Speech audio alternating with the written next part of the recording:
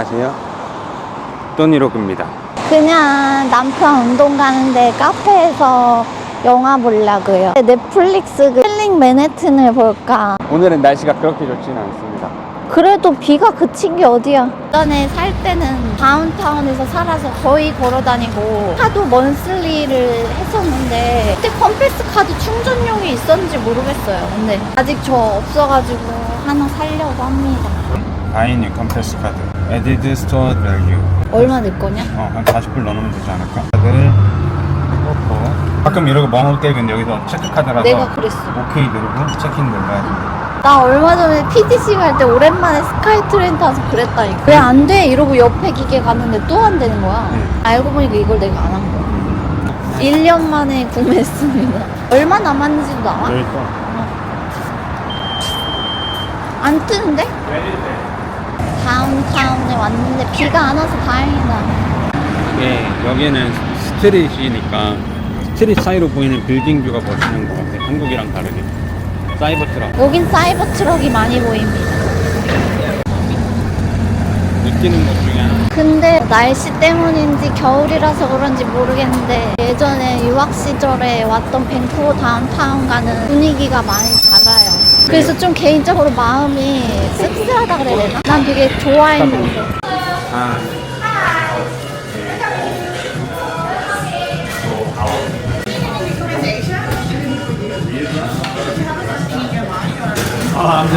I'm nothing in my mind, so I'm just trying to look at my 시나몬 돌체 라떼요.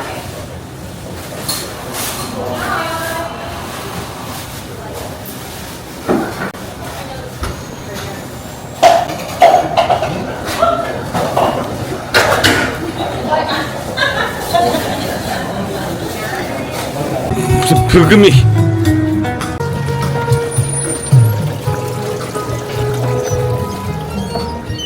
For two. Would you like to go with the buffet? Pardon? Would you like to have the look at the buffet or you want to No. menu? Just the menu? Yes. Can we do one tandoori chicken? You want the spice level to be mild, medium? Let's go medium. Okay.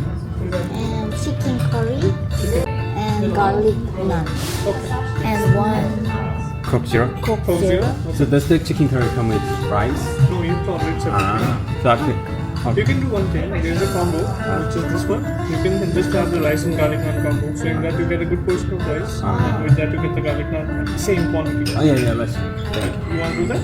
Sure. That will be all? It's everything. Okay. Thank you. 작은 사람이 칵테일 주문하는데 뭐라는지 못 알아듣겠어. 그래서 근데 어려운 이유 중에 하나가 어조가 없어. 이게 높낮이가 없고 남미 사람들이 되게 정이 많다라는 생각이 많이 들어. 흥이 많잖아. 흥도 많고 정도 많고. 정은 자기 라스트 네임이잖아. 그렇지.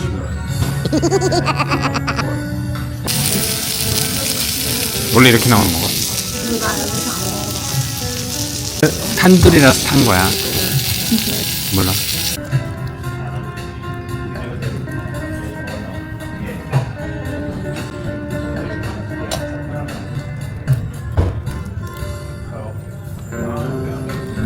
다리 좋아하죠.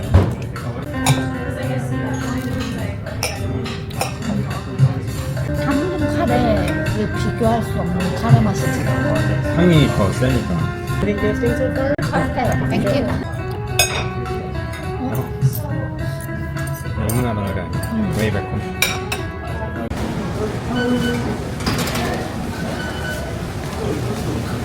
맥카페에 중독된 사람. 중독될 수밖에 없는 가격입니다. 1달러. 근데 이게 미끼야.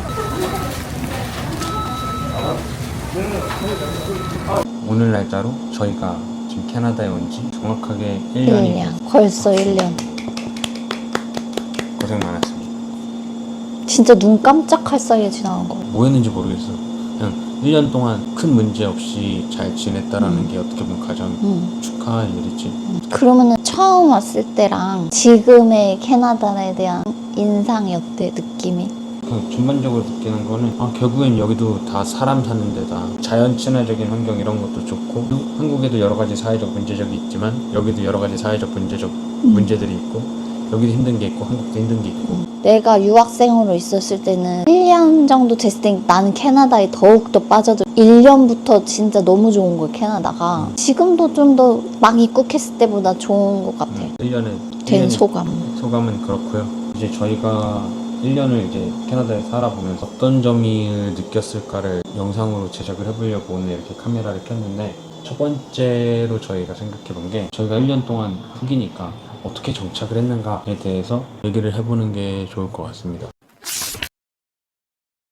저희 예전 영상을 보셨던 분들은 아시겠지만 저희는 정착 서비스라는 거를 이용을 했거든요. 이게 만약에 우리만 있었으면 좀 고생하면서 해야 되는데 애가 있으니까 그 씬 넘버 발급받는 거, 운전면허증 하는 거, 하이드로 하는 거 이런 거 다 도와주셨지. 핸드폰 개통도. 집이랑 차 연결해주고 응. 차 없을 때는 생활 필수품 사러 다니고 아무튼 후회는 없어. 후회는 1도. 없어. 아이를 데리고 캐나다에 오시는 분들한테는 그 정착 서비스 하시는 거를 추천을 드립니다. 차보험뿐만 아니라 집보험도 들어야 되니까 다 연결해 주셨고, 이제 한국에서도 중고차 살려면 되게 스트레스 받거든. 근데 여기서 그걸 내가 어떻게 알아봐. 그나마 익숙한 게 한국차니까 한국 딜러십을 통해서 한국 딜러십 가면은 한국인 또 세일즈 하시는 분들이 계셔가지고 다 도와주셨습니다. 밴쿠버면은 뭐 여기가 캐나다인지 한국인지 사실 모르겠다라는 느낌을 유학생 때 다운타운에서 살 때 좀 느꼈는데 그래서 이제 한국인 많은 데서 사는 거에 대한 좋은 인상을 갖지 않았는데 이 정착할 때는 진짜 너무 도움이 되는 것 같아. 은행 하는 것부터 해서 한국인 다 있지. 우리 은행도 통장 계좌도 정착 서비스 있었는데 거기도 한국인 텔러분 계셔가지고 뭐 차 사러 가도 있어. 뭐 어딜 가나 다 있어가지고 정착할 때는 상당히 이점이구나라고 지금은 생각. 그래서 저는 정착하시는 분들한테 굳이 한인타운 한인들이 많이 사는 사회를 피해라 그렇게 말하고 싶지는 않아. 스타벅스 가는데 직원분이 영어를 하다가 갑자기 이상한 사람이 와가지고 욕했잖아. 갑자기 들어서 F워드 하면서 갑자기 스타벅스에 들어와서 뭐뭐 욕을 샬라샬라 하고 나갔어요. 근데 뭐라는 거야? 내가 이랬더니 점원이 뭐라는 거예요? 갑자기. 거기서도 한국 사람 만나니까 반가우니까. 그러다가 이제 우리가 캐나다의 생활에 익숙해지면 뭐 이제는 어디를 이사가도 크게 부담은 없지. 그리고 다시 돌아간다 해도 똑같이 정착 서비스를 이용하고 똑같은 집을 선택했을 것 같지 않아? 우리가 봤던 세 집 중에서. 그럴 것 같아. 두 번째는 자기 직업이랑 커리어에 대해서 이제 많이 하는 거겠죠. 둘 중 한 명 자기가 하는 일을 할 수 있다는 게 우리한테 좋은 이점이었던 것 같아. 자기는 커리어에 대해서 고민을 할 필요가 없었으니까. 그래서 이민 온 거 아닐까? 내 직업으로 이민이 되니까 결정을 한 것 같기도 하고. 근데 이게 결코 쉽지 않아. 여기 처음 와서 이제 한국이랑 많이 달랐잖아. 그래서 내 기억으로는 제가 처음에 한두 달 정도는 되게 피곤했어. 너무 힘들었어, 솔직히. 일이 많이 바뀌었으니까. 일단은 3차 병원에서만 일하다가 3차 병원 일을 하면 대학병원급인데 나랑 같이 일하는 의사들이 내 월급을 주지 않잖아요. 근데 이제 메인 병원에서 처음 시위생사 경력상 처음으로 내 월급을 주는 원장님이랑 일을 하니까 고용주랑 맞닿아 있는 느낌? 그게 부담이 되지. 너무 부담스럽고 기준이 높지. 선생님들은 코워커들이 너무 좋아가지고 그게 또 그래서 잘 버틴 거지. 내가 선생님들한테 맨날 하는 말이 선생님들 덕분에 버틸 수 있었던 것 같다. 많이들 여러 방면으로 도와주셔가지고 지지해주고 뭐 내 얘기 들어주고. 그리고 나 자기 커리어면 했을 때 좋을 수 있겠다고 느낀 게 한국에서는 치위생사가 한번 되고 나면은 더 올라갈 자리가 없잖아요, 직업적으로. 여기는 더 준비하면은 더 높은 직업으로 갈 수 있다는 거. 그거에 대한 희망도 자기가 있으니까. 어시스턴트 중에서도 과에 특수화된 어시스턴트 과정을 또 들으면은 그렇게 할 수가 있고 이 치과 분야에서 나아갈 수 있는 길이 몇 가지 있어가지고 저 한국에서 일을 하면서 이 캐나다 면허를 살리는 거에 대해서 몇 달을 했는지 여기는 이제 주마다 협회에 등록을 해야 일을 할 수가 있거든요. 주변에 뭐 이런 거 한 사람이 없기 때문에 제가 다 부딪혀서 어떻게 해야 되는지 다 메일 보내서 정보 얻어가지고 한 건데 협회 일단은 문의를 한 게 23년 7월이었어요. 결론만 말씀드리자면 2023년 12월에 라이센스 넘버가 나왔어요. 그러니까 면허가 살려진 거죠. 5개월이 걸린 거예요. 보수교수 시간이 한국이랑 캐나다랑 달라서 이수를 몇 개 더 했어야 됐고 서류들을 다 번역 공증해가지고 다 우체국으로 해외 우편을 보내고 그리고 또 여기는 이제 환자 세이프티 관련해서 굉장히 엄격하잖아. 이 사람이 한국에서 치과 프로페셔널로 일을 하다가 처벌받은 게 없는지 이런 것도 다 인증을 받아서 또 보내야 되거든요. 그 보건복지부에도 또 물어보고, 그걸 일을 하면서 하니까 일하면서 이메일 확인하지, 뭐 인쇄해야 되지, 공증을 받으려고 직접 갔는데 공증 사무소를 간 거 아니야? 돈도 돈대로 많이 들어가고. 어린이집이 그 한국에서 오시는 분들이 많이들 알아보고 있을 텐데 되게 여러 가지가 있거든요. 심지어 저희가 한국에서 올 때 어린이집을 신청을 하고 왔어요. 그러니까 뭐 그냥 구글로 알아보고 아, 뭐 YMC 어린이집 거의 연락 안 와? 아직도 안 오고. 뭐지? 그러니까 어린이집 구하기 제가 어찌저찌 구글 검색하다 보니까 이렇게 지도에서 나오는데 집 근처에 뭐가 하나, 근데 베이컨시가 없었던 근데 것 가서 직접 같은데, 물어보면 또 아니 전화를 했지. 그래서 나 베이컨시 있는지 궁금한데, 그랬더니 일단 와보라 그래가지고 가봤지. 갔죠. 그래서 너희 급해 이래가지고 뭐 좀 급한데 약간 이런 식으로 했지. 그럼 반나절만 일단 하자. 그래서 좋아 했는데 갑자기 그냥 훌루 해줬어. 일단 낑겨서 들어가면 자리가 난대. 요번 세금 신고를 하는데 남편이 일을 안 하는데 어린이집을 보내니까 어린이집 비용이 공제가 안 되더라고요. 근데 일을 하면 안 되니까. 그러니까 일을 안 하니까 애를 데리고 있어도 되는데 너네가 보낸 거니까 비용은 안 돼라고. 그래도 어린이집에 보낸 거 나는 너무 잘한 것 어린이집을 같아. 보내서 애가 지금 적응을 잘 어린이집 적응을 이렇게 잘 못했으면 킨더 보내기 걱정됐을 거야. 그거 너무 힘들어했을 것 같아.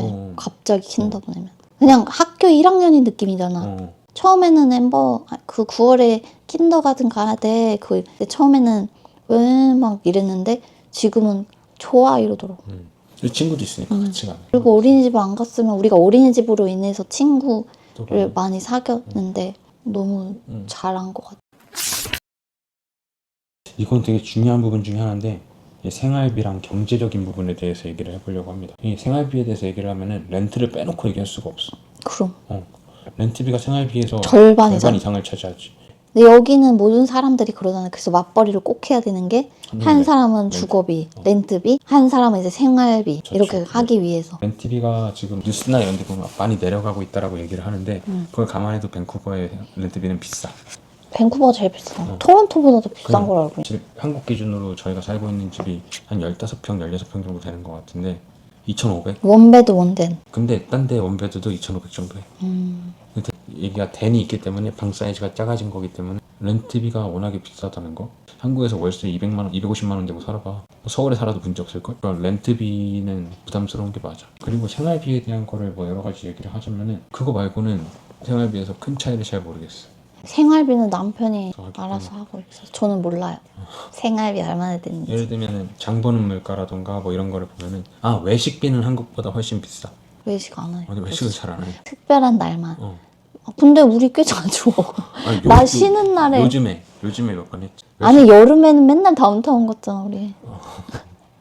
외식을 잘 안 하고 집에서 요리를 해먹는다 가정하면 크게 부담 있는 물가는 아닌 것 같아. 식생활하기. 우리가 또 장점이 저희는 집 근처에 쇼핑할 데가 많아가지고 식료품 살 데가 워낙에 많아서 좀 이득이 되는 것도 있어. 월마트도 있고 뭐 한인마트도 있고 코스트코도 있고 슈퍼스토어도 있고. 그런데 자주 돌아다녀봐야지 어디가 뭐가 싼지 아는 것 같아. 그런 말 많이 하더라. 한인마트에 가면은 훨씬 쌉니다. 파가.